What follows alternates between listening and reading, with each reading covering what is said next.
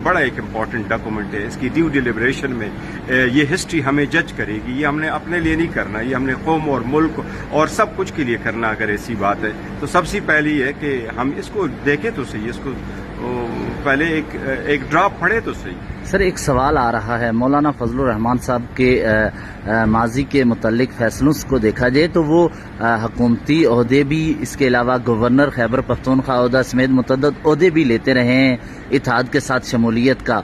तो हुकूमत उन्हें, हमारे ज़राए कह रहे हैं, कुछ ऑफर कर रही है, तो पीटीआई क्या ऑफर करेगी अगर करती है? नहीं, देखो मौलाना साहब ने हमारे साथ ऑफर की कोई नहीं की है, और ये सियासत में होता रहता है। समटाइम आपको ऑफर भी आ जाती है, आप कोई ओहदा लेते भी रहते हैं, ये सियासत का हिस्सा है। लेकिन ये डिसीजन मौलाना साहब ने आप करना है, और मौलाना साहब मैं समझता हूँ कि उसने एक प्रिंसिपल स्टैंड लिया है, वो अपने प्रिंसिपल स्टैंड पे बड़े कायम है कि आदलिया रिलेटेड पैकेज जो है वो एक अनयूजुअल किस्म का नहीं होना चाहिए, जजेस के एक्सटेंशन नहीं होने चाहिए, उम्रें नहीं बढ़नी चाहिए, सुप्रीम कोर्ट को आप टच न करें। सुप्रीम कोर्ट वाहिद आर्गन ऐसा रह गया है जो कौम को जोड़ के रखेगी और जो कौम की फंडामेंटल राइट्स की प्रोटेक्शन करेगी, जो इस जमहूरियत की प्रोटेक्शन के लिए होगी।